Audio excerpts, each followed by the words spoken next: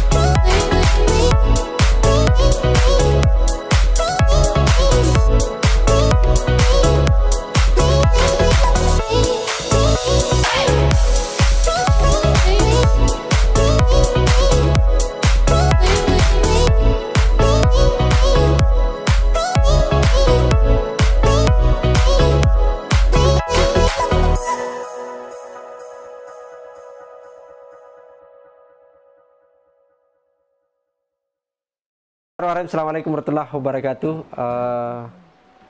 Teman-teman sekalian, kita jumpa di channel Ustadz Demokrasi. Sekarang ini saya sedang berada di Kelurahan Lemo-Lemo, Tanah Biru, Kecamatan Bonto Bahari, Tanah Lemo, gitu ya, Bulukumba. Saya sedang di atas di perahu pinisi. Jadi pinisi adalah ikon Bulukumba yang sudah mendapatkan, bahkan sudah ditangkap oleh UNESCO.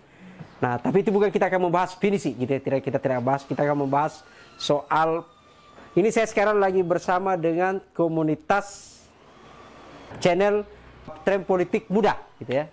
Nah, kita akan ngobrol bersama dengan mereka apa sebenarnya itu latar belakang, apa sih sampai kemudian menggunakan tren politik muda, karena biasanya itu yang selama ini pemuda itu agak alergi dengan bahasa politik, gitu ya. Dan yang kedua kita akan membahas berkaitan dengan tentu demokrasi dan anti korupsi.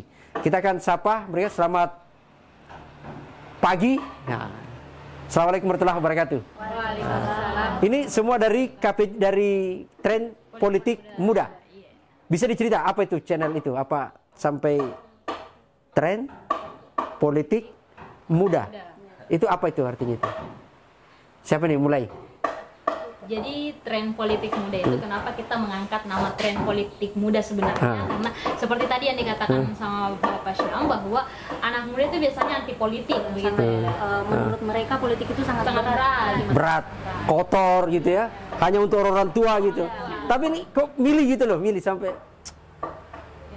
karena ini menurut kita tertantang ya untuk bagaimana supaya anak-anak muda itu ramah politik ya istilahnya, tahu tentang politik dengan kita menyampaikan dengan cara anak muda tersendiri agar mereka tidak gampang gampang mereka paham. kan biasanya tuh kan begini, saya sudah orang tua gitu ya, setiap pemilu pasti kita bilang wah banyak anak muda, kita sasar anak muda untuk kampanye gitu ya, tapi selesai lepas dan kemudian yang dapat informasi pemuda itu aduh politisi itu makan uang rakyat, jorok gitu ya, perilakunya itu agak ini. Tapi ini kan tiba-tiba Anda, memang pentingkah itu orang berbicara politik itu? sangat penting. Gimana itu, gimana sampai pandangannya teman-teman soal politik itu? Iya kan, pandangan mungkin teman-teman di luar itu politik itu semuanya kotor. Nah, kita membentuk tren tren politik muda ini agar untuk memahamkan kepada mereka bahwa tidak semua politik itu kotor. Kita mau meluruskan kembali bagaimana politik itu. Kembali ke jalan yang benar. Ya, gimana? Tidak benar. Siapa Vika gimana pandangannya soal politik ini sekarang? Atau Vifta, siapa? Kalau saya terkadang kan nih. Sekaligus perkenalkan lah, ini dari mahasiswa dari Saya sebelumnya perkenalkan, nama saya Nurul Jana dari Fakultas Ilmu Pendidikan jurusan PG PAUD. wow, ini jadi nanti ada program politik dini. Jadi anak-anak itu, iya loh. Saya tahun 2001 itu ke Inggris, gitu ya. Dari London ke Scotland gitu ya. Dan saya bertemu ada beberapa teman-teman yang konsep itu lebih awal memperkenalkan namanya politik dini ke anak-anak. Jadi misalnya jangan dipikir bahwa orang berpolitik itu nanti mau ngajar politik adalah gitu ya. Dia membawa ke parlemen, ketemu House of Lords apa semua itu sekedar lihat gedung sudah punya referensi. Oh, nanti kalau namanya parlemen itu gini gitu. Dan itu banyak kan anak-anak itu tidak ini. Jadi tidak masalah gitu. Kurikulum untuk PAUD itu gitu ya. Silakan. Kalau pandangan saya terkait politik di Remaja itu terkadang ada generasi-generasi muda itu turun terjun untuk demo, lantas dia tidak tahu masalahnya seperti apa. Nah, inilah turun demo berteriak-teriak. Tapi dia tidak tahu apa persoalannya, apakah apa tujuannya dan sebenarnya yang salah siapa. Nah, itulah gunanya kita membentuk seperti ini agar mereka lebih terarah dan lebih memahami dulu, menggali informasi lebih dalam dulu sebelum terjun ke jalanan seperti itu. Kenali dulu, pahami dulu, tahu betul siapa itu baru kemudian bergerak. Eksekusi gitu ya. Yang baik kalau sudah tahu baru diam gitu ya. Kalau siapa Pika? Tadi sama juga dari Universitas Negeri Makassar, pendidikan anak usia dini. Woi, ini dua-duanya ini PAUD gitu ya, mengajari anak-anak yang luar biasa. Mengajari anak-anak politik. Mengajari anak politik. Jangan dipolitiki anak-anak gitu ya. Oh ini motonya kan, jangan politiki kami gitu. Oke ya. Ya, berbicara mengenai politik di generasi sekarang ya, apalagi kita adalah pemegang tongkat estafet negara gitu. Nah, kita juga perlu paham apa yang menjadi kebijakan-kebijakan dari pemerintah itu sendiri. Apalagi kita sebagai mahasiswa, change of the social of change. Jadi bukan agen untuk agen tabung gas gitu ya, tapi agen perubahan gitu ya. Jadi perlunya juga pemuda itu dibekali untuk apalagi membahas masalah politik yang tadi sudah dibahasakan bahwa politik itu berat, jadi kita lahir untuk yang tadi sudah dikatakan untuk meluruskan, untuk memahamkan kepada para pemuda untuk apa itu sebenarnya politik dan perlu kita pahami bersama. Oke, kalau ini Putri, ayo. Ini kan tantangannya itu tadi betul ya. Jadi saya banyak bertemu dengan beberapa teman-teman itu kan paling berat itu mensosialisasikan karena sudah ada mindset bahwa politik itu kotor. Gimana tadi disebut kami akan menyampaikan kepada teman-teman dengan cara ramah seperti apa itu misalnya? Menyampaikan, mengkampanyekan bahwa ternyata itu politik bukan kotor loh. Tapi ternyata politik itu harus ada dan tapi harus dijalankan secara baik. Itu gimana caranya menyampaikan? Bisa contoh-contohnya gitu. Sebelumnya perkenalkan, saya Putri Kumalasari Sultan dari UIN Alauddin Makassar, jurusan Komunikasi dan Penyiaran Islam. Wish. Itu mantap, komunikasi penyiaran Islam. Nah, itu ya. Jadi sudah orang ahli komunikasi nih. Amin. Komunikasi politik ya. Berarti kadernya Prof. Rashid Nasir. Ya. Ya, jadi bagaimana sebenarnya cara kita untuk membuat politik itu bisa diterima ke golongan anak-anak muda? Ya, tadi kita membuat dengan konsep yang fun. Tentunya kita tahu bersama bahwa sosial media sangat dekat, sangat akrab dengan anak-anak muda. Jadi media yang kita gunakan adalah sosial media. Jadi teman-teman dapat temui kita di TikTok, Instagram, Twitter, FB, di mana-mana saja. Di YouTube juga ada. Tapi muatannya pesan moral di situ. Pesan moral tentang politik. Karena itu juga ada orang menyebut TikTok itu joget-joget gitu ya. Yang dia tahunya joget, ya tidak tahu isinya gitu loh. Nah, ini ada pesan moral. Kalau Ayu, apa model-model kampanyenya ke masyarakat supaya disebut bahwa ini agak paham seperti apa modelnya? Kita bungkus dengan cara-cara yang ramah anak-anak gitu ya Kak. Kayak misalnya kita seperti tadi yang Pak Syam bilang bahwa kita joget-joget di TikTok tapi ada maknanya. Ada maknanya, gitu ya. Jadi ada poin. tidak asal joget gitu. Dan tidak semuanya joget begitu. Kita akan mengunjungi destinasi wisata ataupun para pemerintah di berbagai kota, daerah untuk mewawancarai begitu, mewawancarai beliau, misalnya bagaimana sih cara beliau untuk merangkul anak-anak muda begitu. Peran pemerintah. Oke, teman-teman. Jadi ini sekali lagi ya, ini dari komunitas channel Tren Politik Muda. Yang tadi disebutkan bahwa ini adalah tim mereka yang berkeliling melakukan kampanye terhadap isu-isu berkaitan soal integritas, soal politik gitu ya. Yang agak lebih fun gitu ya. Lebih happy, ada TikTok, ada Instagram. Hello ada? Belum? Nanti kita bikin gitu ya, belumnya gitu ya. Wah, kalah loh kali. Saya punya Hello gitu ya. Ini harus lebih ini gitu ya. Nah, tapi sebelum ke situ, sebelum kita masih ada dua ini ya. Saya ingin mendengar dulu secara lebih ini pandangan teman-teman soal politik masa kini itu apa sih? Satu dua, coba. Sampai kemudian ini kan melatar belakang sampai terbentuk ini. Gimana memandang politik sekarang ini?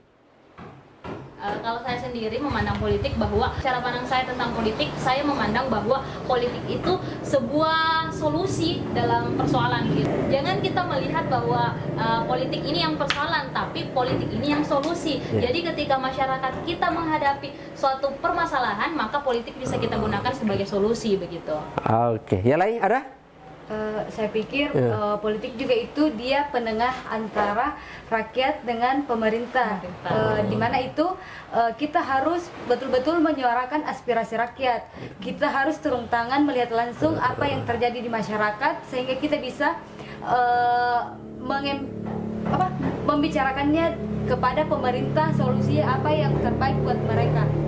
Oke, itu pandangan teman-teman ini soal politik ya. Jadi di tengah karut-marutnya perpolitikan, ternyata ada komunitas anak muda sekarang ini di Sulawesi Selatan gitu ya, ternyata bergerak untuk terpanggil mengkampanyekan soal isu-isu politik di kalangan mereka, karena mereka melihat bahwa politik itu tidak bisa dihindari. Politik itu pasti ada kan?